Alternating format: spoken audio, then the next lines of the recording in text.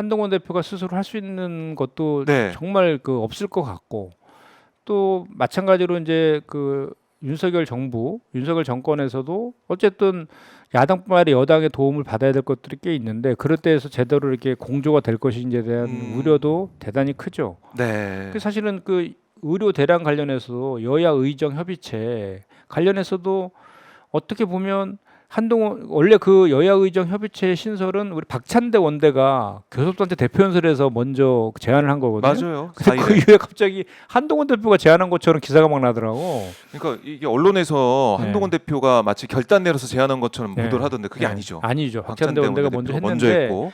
근데 문제는 뭐냐면 예.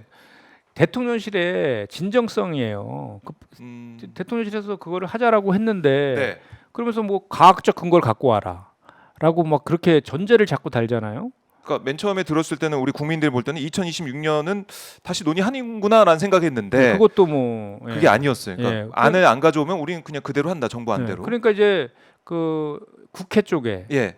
그러니까 그 우리 야당 쪽한테 물귀신 작전 쓰는 것 같아요. 그러니까 자기네들이 똥을 싸놓고 네. 우리 민주당한테 니네가 해결해 뭐 이런 투의 음, 그런 그 진정성이 결여된 협의체 수용 뭐 이렇게 읽혀지는 게 네. 자꾸 전제를 달잖아요. 뭐 과학적 근거 아니 협의체라는 것은 백지 상태에서 모든 거를 온 더 테이블 시켜놓고 그걸 논의해야지 그게 그렇죠. 허심탄회한 대화가 되는 것이지 전제를 깔아놓고 2,000명이 안 되는 그 근거를 갖고 오라. 2,000명을 증언해야 되는 근거를 대야 되는 것이지 아직까지 모르겠어요. 안 된다는 근거를 갖고 과학적 근거를 갖고 오라는 게 어디 있습니까? 그래서 지금 그리고 또 이게 지금까지 이 사태가 발생한 거에 대해서는 예.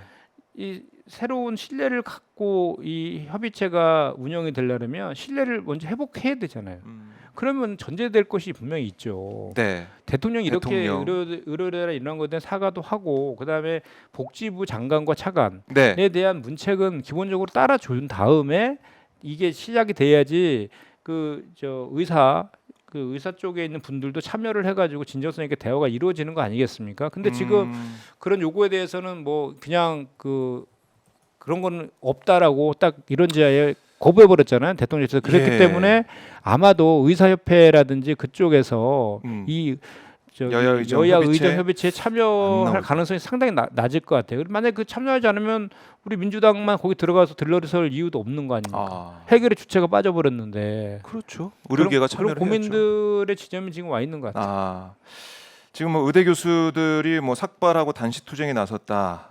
내년도 의대 증원 취소 촉구하는 뭐 그런 목소리를 계속 내고 있는데 의료계를 어떻게 설득시킬 것이냐. 그 설득을 위해서는 사실 이 사안을 추진했던 정부 이제 당국자, 그럼요. 책임자들 어떻게 처리할 것이냐. 이게 또 중요하고 대통령의 입장이 중요하다라는 건데 글쎄요. 여야의정 협의체 이 말은 나왔지만은 실질적으로 협의체가 꾸려지기는 어려운 상황으로 좀 보이는 겁니다. 그 예. 정부가 진정성을 보여야 되는데 그런 진정성이 지금 보이지 않고 있기 때문에 네.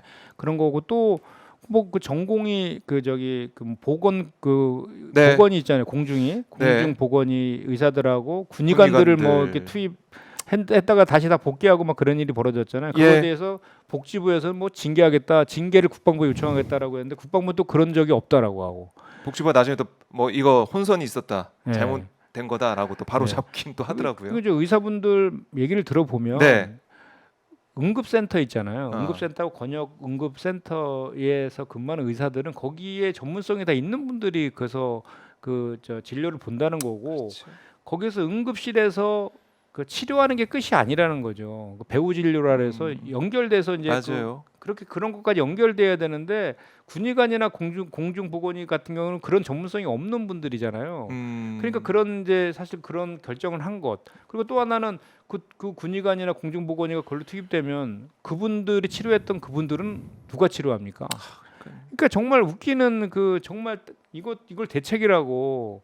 그리고 경증 환자들에 대해서는 뭐 진료비를 높게 받는다든지. 네. 뭐 이렇게 피나서 찢어서 피나면 그건 출혈이나 경증이다. 복통이나 뭐 이렇게 전화할 수 있으면은 경증이다라는 그런 복지부 차관의 정말 말도 안 되는 망언. 야, 책임감이 없어요. 아파서 응급실 가는데 김종인 전 비대위원장이 그러더라고요.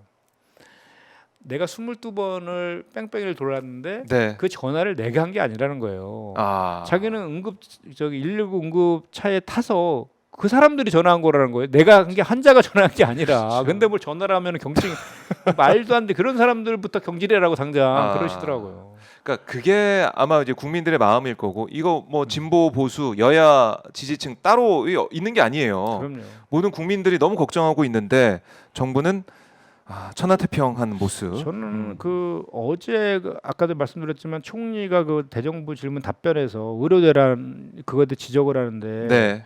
과거에도 응급실 가서 뺑뺑이 이런 기사들은 많이 났다. 지금은 별반 틀릴 게 없다. 이렇게 하는 그 인식에 정말 경악했어요.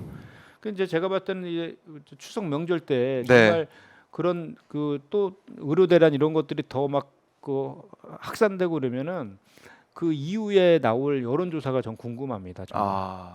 정말 폭발할 것 같아요, 국민들이. 그래요. 지금 한국갤럽 기준으로 23% 이렇게 내려가고 있는데 더 떨어질 가능성도 있다.